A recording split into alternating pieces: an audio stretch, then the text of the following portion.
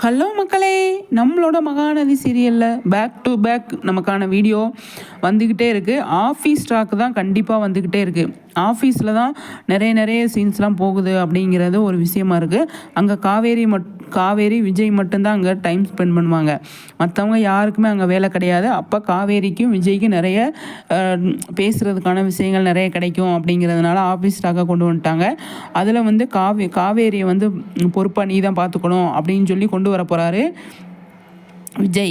Office உன்னோடது, எல்லா பிரச்சனையும் நீ தான் தீர்க்கணும் அப்படின்னு சொல்லி விஜய் வந்து கொண்டு வர போகிறாரு. அப்போ காவேரி வந்து என்னடா நம்மக்கிட்ட எல்லாத்தையும் கொடுக்குறாரு அப்படின்னு சொல்லிட்டு, இல்லைங்க அப்படின்னு சொல்ல போகிறாங்க. நீ என்னோட ஒய்ஃப் தானே, ஆஃபீஸ் பொறுப்பு பூரா நீ தான் பார்த்துக்கணும் அப்படின்னு சொல்லிட்டு காவேரிக்கிட்ட வந்து விஜய் சொல்லும் போது காவேரி வந்து சரின்னு சொல்லிட்டு அங்கே வந்து நிறைய விஷயங்கள் போகுது, ஆஃபீஸில் பயங்கரமாக போகுது. ஆனால் காவேரிக்கும் விஜய்க்கும் ஆனது மட்டும்தான், மற்ற தேவையில்லாத விஷயம் கிடையாது. அதில் வந்து நம்ம வீக் ஆஃப் ஃபேன்ஸுக்கு சந்தோஷமான விஷயந்தான் அதில் வரும் அப்படிங்கிறது. அந்த ஆஃபீஸ் ஸ்டாக்கில் வந்து இந்த பசுபதியும் இந்த அன்பும் ஏதாவது குட்டிகளாட்டா பண்ணுவாங்களா அப்படின்னா வாய்ப்பு இருக்குது. ஏன்னா வெண்ணிலாவை டச் பண்ணி பார்த்தாங்க, அதில் வந்து சொதப்பி அவங்களுக்கு சாதகமாக முடியலை.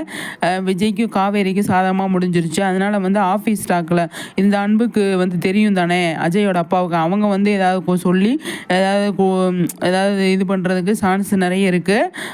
ஆனால் காவேரியை வந்து விஜய் சொல்வார், நீ வந்து ஆஃபீஸில் இருக்கிற விஷயத்தை ஃபுல்லாக நீ தான் பார்த்துக்கணும், எனக்கு வெண்ணிலா வந்து சரி பண்ணுறது தான் முக்கியம் அப்படின்னு சொல்ல போகிறாரு.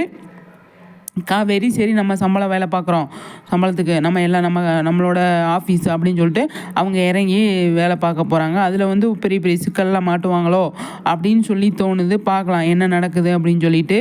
ஓகே ஃப்ரெண்ட்ஸ், உங்களோட கருத்துக்களை ஷேர் பண்ணுங்கள். அடுத்தடுத்து நல்ல வீடியோவாக நம்ம பார்க்கலாம்.